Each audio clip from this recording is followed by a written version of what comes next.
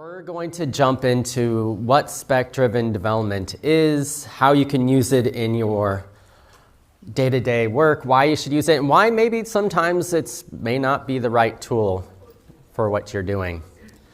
Can I get a raise of hands of who has heard of spec-driven development? Okay, that's almost everyone. Who uses it today, like in some form or another? Okay, a lot less people. I've been in a few talks today, and I've at least all three talks mentioned at least one version of spec-driven development or not. So I'm glad that it's being talked about a lot.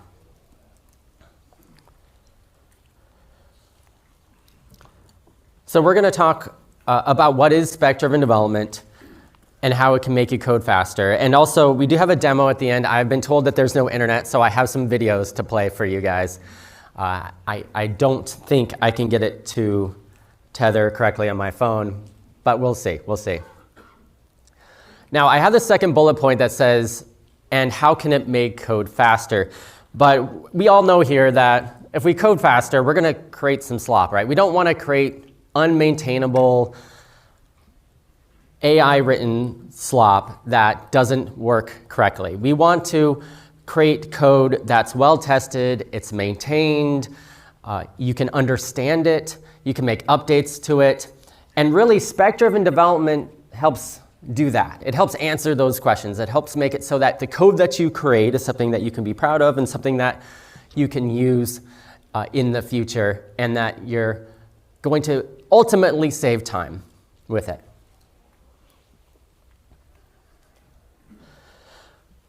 So specs are structured specifications created before any code is written. So those are those big requirements documents that you get, sometimes small, sometimes big, that has exactly what you're trying to accomplish. So a good example of this is, let's imagine you are creating a dashboard for your website. You need to have specifications of what it's going to look like. What are the functionalities? What systems does it talk to? Where is it going to be hosted? All these things can be put into a spec or specification, sometimes called requirements document. And what we want to do in spec-driven development is we want to start with this. And this is actually not a novel idea. Who has done like waterfall methodology before? Like way back in the day, before Agile, before everyone was using these Agile and these 2 or 3 week sprints, we were creating really long requirements documents that took sometimes days, if not weeks, to write. We would have a very structured way where we hand that off to our software developers. They would work for 3, 4, sometimes months on this requirements document. They would push it out. You have a QA process. It goes into production, and then you start all over with a specification file again. Typically now with product managers and other people, we have very short specification documents. But let me tell you a different way of kind of handling this. So you're probably thinking, what, Eric, now you're telling me that we're going back in the past. We're going back to this old waterfall method. Well, not exactly. We definitely still have sprints. We still have stand-ups. We still have these agile ceremonies. However, I really think that our AI is like a very eager intern. So now we all are using some sort of agentic flow when we code every day. I'm assuming almost everybody here does that, right? You guys are all using some AI? Raise your hands. Okay, that's about everybody. So they are getting better, but I really feel like our agentic code friends, our models that we're using every day, they're like very eager interns. They want to do as much as they can for us. They're constantly going above and beyond what we tell it. We tell it, go here. It finds code bases that we don't even, it finds files that we didn't even know about. Someone was telling me the other day, and actually a previous talk, that he had his back-end code in a completely separate folder, and then he had Claude code running in his front-end code, and it was able to like decipher where the back-end code was to look at it. So you can imagine, just like an eager intern, that's what the AI is doing. It can figure out where everything is. But we want to set guardrails. We want to tell it what to do. It kind of also reminds me, I used to work as a front-end engineer for many years, and we had our VP of product come through every occasionally. He would walk down the aisles of where I was sitting, working, coding, diligently, and he'd be like, Erik, I think we should change this, or we should update this. And it wasn't always like, you should do this. It was like, maybe this would be a good thing. And I, being early in my career, said, I would drop everything and work on it. I was like that eager AI intern, trying to please my boss. But that'd always lead to problems because my boss later would be like, why did you drop everything for this? Well, the VP came around and said that maybe I should look at this. I'm like, no, you need to put guardrail structures. We need to put that in the back of the backlog. We can't just drop everything for it. I've been talking for a few minutes here. I haven't introduced myself, so I'll go ahead and do that now. I'm Erik Hanchett. I am a senior developer advocate for AWS. I have 15 plus years software development experience. I've done everything from quality assurance to front-end engineering. I was a Java developer for a long period of time. That was fun. And then recently, in the last couple of years, I moved over to developer advocacy. So I was a front-end engineer on the AWS product team for a while. So I've been able to see how large tech companies deploy apps. And of course, you can always connect with me on LinkedIn. I just updated my website. I'll put a link to it at the end if you guys want to connect on there. So before, I want to answer a few things that I've heard recently. One is, you're talking about the spec-driven development method, and I haven't explained exactly how we do it, but you're thinking, why do we even need to have a structured way to write to our models and using our AI coding assistants? Can't the latest function models just do everything? And I would say, yes, you can vibe code. You can put a prompt in, and it will start working for you. However, I've seen that it goes quickly off the rails. It doesn't know exactly what you want. There's a lot of vibe coding back and forth, prompting back and forth to get what you want. And really, spec-driven development is a more structured way that you kind of avoid that back and forth. I've also heard some people say, well, I have a requirements document. I just tell my coding editor, my LLM, I'm using Copilot, Cursor, Kira, we're going to talk about in a little bit, and I say, look at this file, requirements, and just do it all. I think that's like the first step of what I'm talking about here in the spec-driven development. You created a spec, you're telling your large language model, you're telling your coding editor to just go ahead and implement it. However, if you just add in a couple more steps, I think you're going to get a better output. And I'll explain. Now, before we get too far, let's just keep a few things in mind of how you may want to think about spec-driven development before we get into the nitty-gritty of it. There's this idea that you can have too much context. There was this, I'm not sure if anybody saw, there was this research that was done. There was a paper that was released and said that using this agents.md or having your coding assistant create these large files that sit and that are ran every time the agent starts up, the coding assistant starts up, actually creates worse outcomes for your code. And I feel like you have to be very careful of how much context you give to your coding agents. I'm talking about Cursor or Claude Code or Copilot. Because more you give, it will bloat that context. And really, to the point of spec-driven development, we're giving it exactly what it needs to create the feature. We're not putting a ton of information in there. I also feel like in the same instance, if you put too little information in the context, you're not telling the AI what it needs to do. It gets very confused. It's almost like you have this Goldilocks zone of just right between too much and too little context that you put in. And if you've never heard of this word context, it's just basically kind of like the memory that the coding assistant has as it's doing actions for you. And the context windows have blown up with these models nowadays. You can get like tons and tons of space in them, but what the problem is, more you have in it, less the outcome is not as good when you have it do something on your behalf. So I would recommend, if you're using agents.md, or we have something called steering and Kira, which I'll explain what Kira is in a moment, is that you constantly are going back through your agents file This might be your Claude MD and some other in Claude. And making sure that it has exactly what you need in it. It doesn't have too much information. It has your coding standards. So every time your coding agent opens up, it reads this file, and you just are constantly taking things out of it, making it smaller, compact, adding things in when you need it, and that way it has the exact right amount of context it needs. So just be aware. And this really plays into spec-driven development because that can help the coding agent do what's supposed to do. Also, has anybody heard of the skills?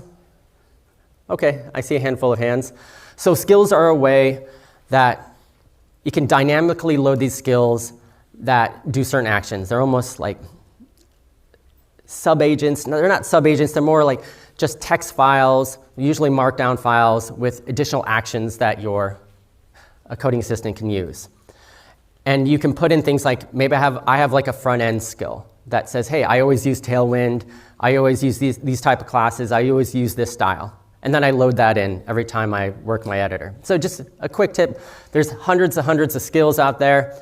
You can load them in, and this will help with your spec-driven development flow. This is something interesting. There's an idea that we need to be careful that we're not giving too much trust to these editors, because we can approve everything, let it do everything, but we are the human in the loop. We are the people that need to be looking over what it creates. We need to be the reviewers, the code reviewers.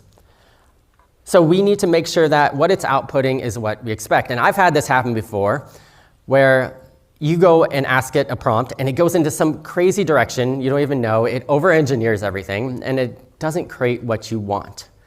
Now, spec-driven development can definitely help that, because we are specifying exactly what we want. But just keep in mind that you are important. And also, you should never have access to like your production database.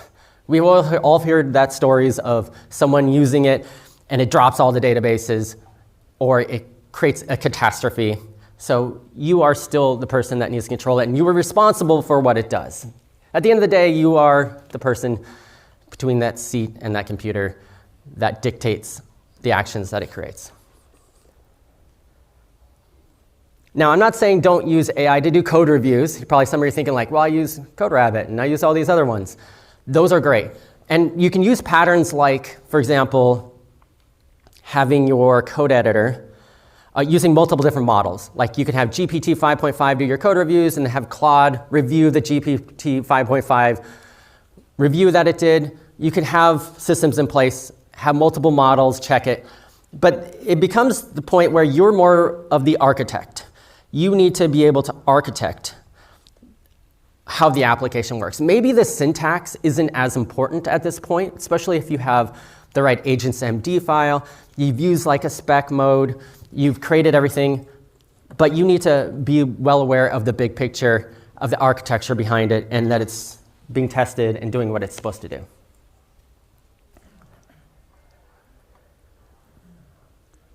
Another kind of trade-off thing we have to think about with spec-driven development is we are losing, in the long run, we are gaining speed with spec-driven development. However, in the short term, it may feel like you're actually losing speed. And maybe that's a little bit of a trade-off because you are going back and forth with the model a lot more. You are checking a lot more. You're not just vibe coding and it just spits out a bunch of code. You're actually going back and forth with it. So long term, it creates more maintainable code. So you, 6 months from now, will be happy that you yourself from 6 months in the past actually did this. So that way you have this nice, strong, maintainable code. And just like when you're looking through the architecture, you're looking at the patterns that it creates. So that kind of brings us back to this ghost you keep seeing on all these slides and what we're doing here at AWS. So I'm going to talk about how us as engineers at AWS kind of thought about this problem and what we saw. So who here uses Alexa? Have heard of Alexa? Probably most people, at least have heard of it. So we've been using AI agents at scale for years at Amazon and AWS. If you don't know, if you go to Amazon.com and you shop there at any time, we're recording what you've bought in the past. We predict what you might be buying in the future. We curate that all into the homepage, and we've done that for years. We've used some sort of agents in the background, some sort of models that we've created to do that for you. Alexa also is in 600 million devices all around the world, and it also uses those agents all the time for a lot of different things, for all these different apps that it runs. We have a lot of different partners and services that use it as well. But this isn't a talk about agents or Alexa, but to give a little background of how AWS has been up to. We've also had some different starts on this agentic coding world. One of our latest starts, and we've kind of learned from the past of all our other tools that we've used, is something called Kiro. Now, this talk isn't a pitch for Kiro, but I just wanted to mention it in case you guys are interested. We'll see ways you can do this spectrum development with and without Kiro. But it's a new AI coding assistant, and we really saw this problem with our engineers and our customers. When we were talking to them, they're like, I'm vibe coding, I'm using the latest version of Cursor, and it's just not giving me what we want. And so we went back to the drawing board, and we saw this way of dealing with this ambiguity that these models were pushing out. And we said, instead of going after getting a better vibe code, let's take a step back. And our customers were saying, we want our requirements. We want to know exactly what the LLM does before it starts working. And so we came up with this process, and we found that spec-driven development was the best way to do this, to kind of make sure that when you're using these coding assistants that they produce the output that you're expecting. And so we launched Kiro.dev in preview. It's already in general availability as of September of last year. And it was crazy. So when we launched it, we had just this outpouring of support. It went viral. We had tens of thousands of downloads. We had to put up a wait list. Then people found a way around the wait list, so we had to deal with that. And it was such a cool thing to see. Everybody kind of had this problem, and no one really knew exactly how to solve it. And I was glad that we were one of the first to kind of tackle this spec-driven development. And since then, we also have an IDE version we launched first. We launched a CLI, which is called Kiro CLI, that has some of the similar functionality for it. So how do you do this without Kiro? So I'm going to imagine that all of you here are using a bunch of different editors, and maybe you're not using Kiro, though you should try it out. Well, you would go into your prompt, and you would start prompting, and you would tell it first what you want it to do. You would include the following. You start off, you put in the user requirements. That specifications I've been talking about for the last 10 minutes. And you would give detailed specifications. Or what you could do, you can either give it the specifications, or you can have your coding editor create the specifications for you. You could be like, hey, I'm creating XYZ feature, it should do this. And then it'll create the requirements for you. You then have it create the design document based off those requirements. You're like, okay, thank you for creating these requirements. I think these are wrong. You go back and forth. Now create a design from it. And this is where I think is the most important part of this process, because we should be all the architects. We need to know how things are working. We need to look at the mermaid diagrams. We need to look at the architecture and make sure it makes sense. Then after we're happy with the design document, after we've gone back and forth, done changes to it, we tell it, create the implementation details. And you could, by the way, Markdown is kind of the it's basically the language that all these LLMs use. So you have all these being created in Markdown. And the last part, you'd be like, okay, create an implementation or steps or tasks based on that design document. And if you didn't want to do that, there is an open source project called Spec-Kit. Have anybody heard of Spec-Kit? Okay, a few of you. Which actually kind of takes all these steps and puts it into a process you can install into a lot of different code editors. I think it's I think it's kind of a bolt-on. I still feel like things like Kiro do it much better, but you have it available. Did anybody see Kevin's talk earlier? A few of you. Okay, I see some nods. I put it in here because I thought this works perfectly. Kevin did a talk earlier on Claude Code, and he actually, one of his slides was on spec-driven development. So I want to give him a shout out and credit. I don't know if he's here, but he, in using Spec-Kit, was able to do this all for his account. Well, I guess he owns his own contracting business, and he works with a lot of different clients. And he uses Spec-Kit. So it's very similar to the spec-driven development that I'm going to show you, but you have, it's kind of hard to see, it's really small up there, but it has a way to create your design, you clarify, you make plans, you make tasks and improvement. I've heard from him and many others who have hundreds. He showed us during his demo, with one client, he went through, even before he decided to put any code down, he created like 50 requirements documents for all different parts of this application that he was building for a client. Then he used Spec-Kit to clarify it, create the tasks, and do everything for him. So that's one thing I also see a lot is when people are using this technique, you can create a lot of different tasks, and you can create a lot of different requirements or specs. So this is not perfect for every situation. I definitely wouldn't say if you're adding a quick bug to create a spec.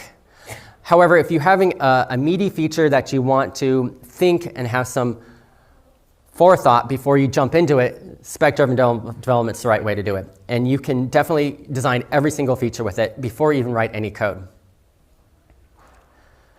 What it looks like in Kiro is you have this spec option. We actually were very on the nose with this. We added vibe and spec. That's funny. There was a talk earlier by Kate who said that vibe is a little cringy. I don't know. Do people think when people say vibe code, that's a little cringy? I don't know. We called it vibe directly inside Kiro. We thought it was exactly what people think of when they just start prompting and going back and forth. But then we also added a spec mode. You choose it. You would add a prompt like build an movie MCP server to keep track of movies I've watched or anything. Now, I did mention MCP. We're going to talk about that too. And then it creates this requirements phase, and it puts it in this requirements document in this what we call ears format, which is kind of the old school way of you've probably seen requirements, where you have user requirements, instructions. It's a very formal way, and you have acceptance criteria. But once again, LLMs and models love this format, so that's why we chose it. And you can definitely go back and forth and update it as you go through. Then we have a design phase that it walks you through inside the IDE, by the way, where it then takes our requirements documents, it builds this nice requirements document, or excuse me, in this case, design document, the second part. And then I put this slide in here just to remind everyone that this isn't a one-shot and forget thing. It's not like you're just clicking continue, continue, continue. At every single spot of this is the human interaction. You create the requirements document, you're checking it for hallucinations, inconsistencies, errors. Then you move to the design. You do the same thing again, and then to the tasks. And then you can reorder the task. I'll even mention that. Now, some people prefer design first. So we actually have an option in Kiro that you can start with the design instead of a requirement, so you can go back and forth. Implementation phase, this is the task list. Looks like this. You have a list of tasks, you can click Start Task, or you can prompt it and go to the next one. Spec-Kit, if you're using that, has a similar flow where you can then look at the tasks it created and have it implement each one. There is plan mode in Claude. Has anybody used plan mode? Okay, a lot of people. It kind of has some similar vibes in the plan mode in Claude Code too. But I feel like Kiro has a lot of text there, and it's a very structured way of going through it. So how does MCP help? Some people have some controversial opinions on MCP. I was just watching, earlier today, there was an MCP talk where there's some lot of talk about it. We're going to get into it. Well, for those who don't know, MCP helps with that integration problem. Because one thing I've heard with the spec-driven development approach is people are like, I have a product manager. I don't write requirements. I'm a developer. Why should I write the requirements? Well, MCP can help us solve this problem. So we have model providers, we have user applications, and then we have data sources. And we want all of them to talk together. We want our Claude Code, we want our Kiro, we want them to be able to use our favorite models and have those models talk directly to these sources, like our Slack or Jira or Salesforce or ClickUp or whatever we use. So MCP is called the USB-C of ports for AI. I'm not sure if you've heard that term. I don't know, I'm not sure if I really love it, but it kind of describes what it is. It's like a universal protocol for your applications to talk to like data sources. And it's a protocol that I think we're all going to be using for a long time.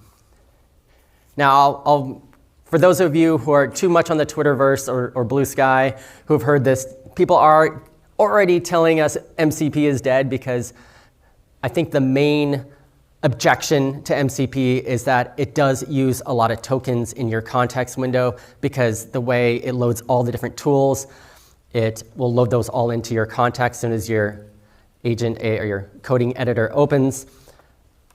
In fact, you might even see some of them will have a message like you have too many MCP tools open, and it'll recommend that you disable a few.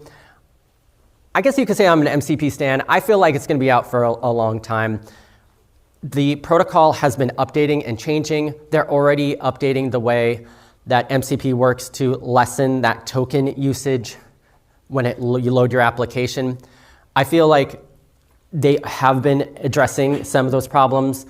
The other alternative everybody's saying is just use a CLI. And I'm not against using CLIs. That's where you tell your LLM, hey, I have a tool that connects to my database that runs locally on my computer. Just go and use that to connect to the database and grab information.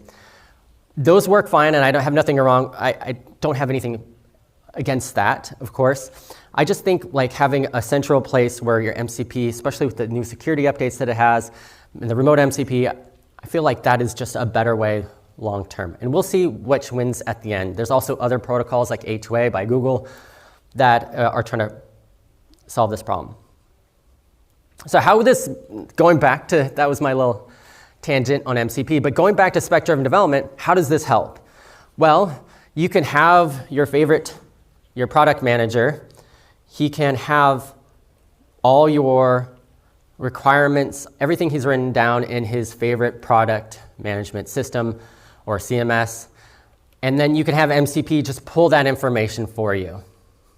You can grab the technical details of your project, and it will set, and then you can additionally set additional rules in your steering files to tell it like where to go, what to do in certain circumstances. So for example, you may put in your steering files, or these are like your agents.md or claude.md file, that we always use this server to grab information for requirements. And then it will know to go to your MCP server and grab it and then display it for you. Or pull it out and put it into the requirements document as you start your spec-driven development flow.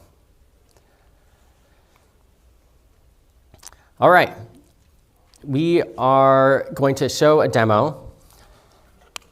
And I think what we're going to start with is I'm going to just show you what this looks like. Here is Kiro. We are not connected to the internet or anything. However, can you see it? No, hold on. Let me see if I can get it. You can move it over. Hey, now you can see it, right? So this is Kiro. It's our, this is the IDE. And here is what's kind of different about it versus the other IDEs is that, of course, we have the spec-driven development flow built right into it. So you have specs here. You can do the vibe coding. And then you can set in your additional specs will be listed here on the left-hand side. We have something called agent steering and skills. These are steering files that are opened up as soon as the application opens up. This is also where you add all those skills I was mentioning earlier. And then you have agent hooks. Now, hooks I feel like are a underused capability of a lot of different coding assistants out there. Because what you can do is have certain actions have certain things happen. For example, maybe every time you save a component, it creates a unit test for you, or it updates documentation. or it commits it to your code repository, or it creates a new branch. So you can put a lot of complicated things into hooks that will automatically trigger for you. There is something over here called powers. These are, we have obviously capabilities of using skills, but Kiro powers are one level up that actually bundles your powers, your skills, your MCP servers, any other steering docs, anything else together in one place. And so we launched this with a number of different partners, and you can add them in there. So I just wanted to give a quick tour of that before we get too far. So the other thing I wanted to show is, we'll go back to the slides, is some videos. So I will have to, let's see here. I will close Q. There we are. I gotta bring this back out. Okay. And so here is an example of using spec-driven development. So right now, I'm typing in the terminal, like create a new movie database app and have it in an 80s theme. And so what this is doing, and I'm putting some more information in it. So this is assuming maybe I don't have a requirements document. I'm just going to put it in there. I'm saying use spec-driven development mode. And it's going to ask me, do you want to confirm? Yes. It says, like, are you using specs? Do you want to use specs? We continue on. And then it's going to tell me it's a fun project. So we can continue on. Are we building a feature? Yes, we're building a feature. We're going to continue through. And then it's going to ask us some questions about basically how we want to get started with this. Do we want to start with requirements or technical design? So some people prefer like a requirements document first. Some people prefer the architecture. I'm just going to click continue here. So it looks like we chose technical design first. So now it's starting with a full technical design, high level, and it's going to bring it back to me so then I can check. And you can see here it's starting to work. It's making updates and edits. And if we continue on, here's what it comes out with. So it'll come out with this, in this case, this design document first. And the design document has essentially everything we need for this movie database app, movie database website that we're creating. We have mermaid diagrams here. You can see it gives you a little bit of what it did, creating this using the synth wave design it's talking about with neon pinks. And then here's what it looks like when you have it in preview. So you have this high-level architecture. These are called mermaid diagrams. And you have the sequence diagram of exactly how it's going to go back and forth and put it all together. Here all it is. One thing I kind of want to stop here, these are called correctness properties. So it knows that we need to have a robust testing system behind this spec, this design. And correctness properties are interesting because they're kind of like fuzzy testing, where you put in hundreds, if not dozens of different values in, and it tests them all together. So it's going to use this property-based testing approach. And then I'm going to be like, just for the sake of this demo, I'm going to just continue on to the next part. So in this case, it's going in. It actually, based on the design document, it's now creating the requirements document for us. And here's what the requirements document is. This is more of the traditional like user requirements with acceptance criteria. If we kind of go forward a little bit, here's what it looks like. So you have the requirements 1, movie data loading, the acceptance criteria, requirements 2, and everything that it you would expect based on that design. But once again, if this was real, I'd probably go back and forth and edit this several times. Once it looks good, I just continue on. And it says, great, the design is solid. Now I'll try the requirements from the design documents. It created the requirements. And then we'll just move to the next slide.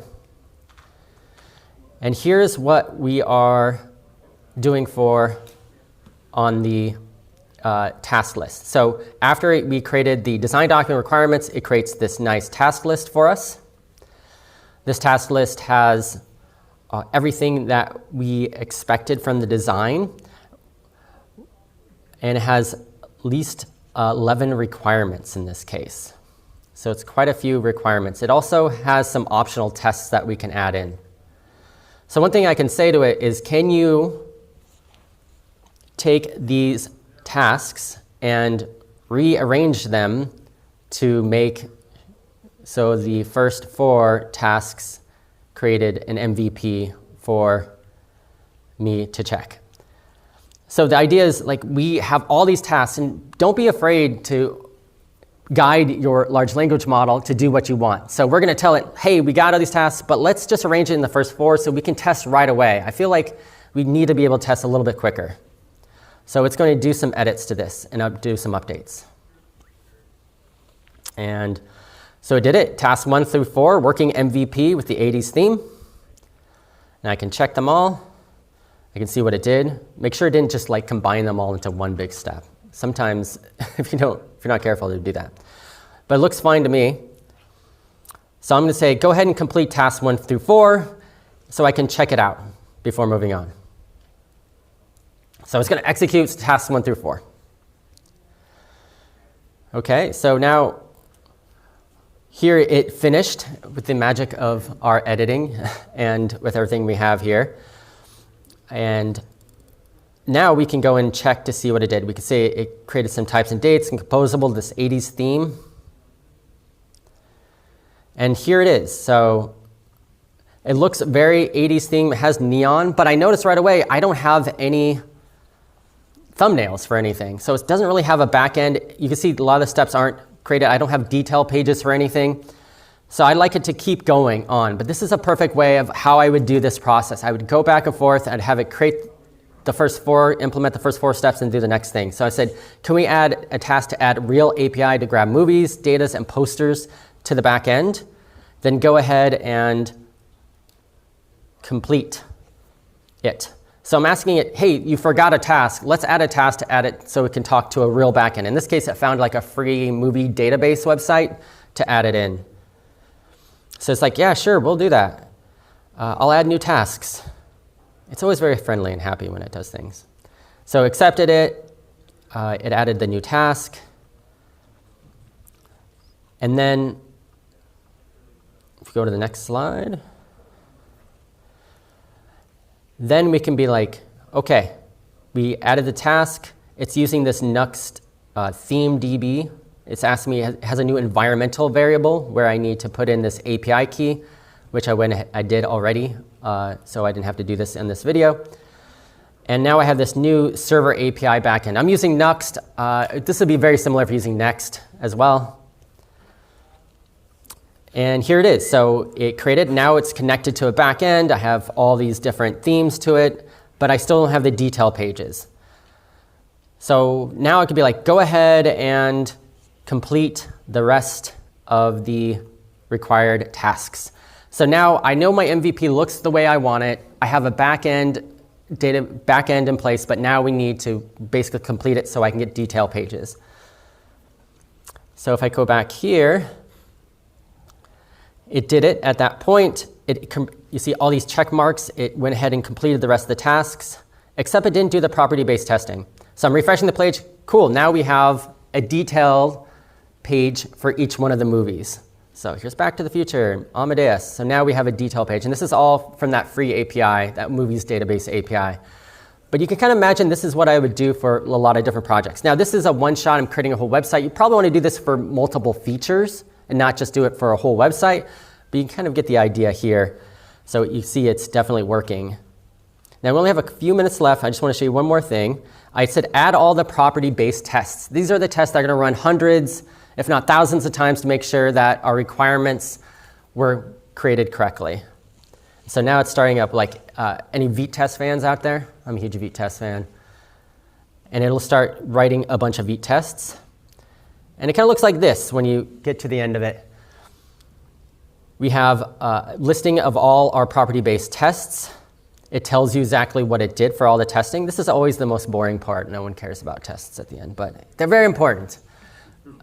And so you have all these tests that it created. You can go back into each test, find out how it tested it, have validated it. Once again, you can add this. There's this library called FastCheck. You can just have it, use that if you're using something else other than Kiro, and add in your own property-based tests. You can see here, this is what it looks like. And you see property, movie schema validation, all movie IDs are unique.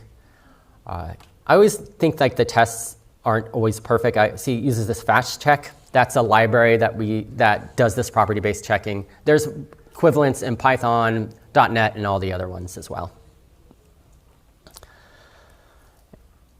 I'll go ahead and skip the rest, but essentially, now we have all these tests in place. This would be one requirement. In this case, this one website would be done, and then we would create additional requirements for any additional features that we're going to do using the spec-driven development part of it. So if you want to learn more, we have Kiro.dev. You can check more out. I would check out SpecKit if you haven't already. That's a great project too. And then here's my information. I'm connecting mostly on LinkedIn at Erik Hanchett. I'm also on Blue Sky at ErikCH or X at ErikCH. This QR code will go to my webpage at programwitheric.com/talks. As of this recording, I did a last-minute change, so I need to upload the latest slides. But those will be there soon. So save this for later. Tonight, go back to that link, and you'll see the slides if you want to download. Thank you.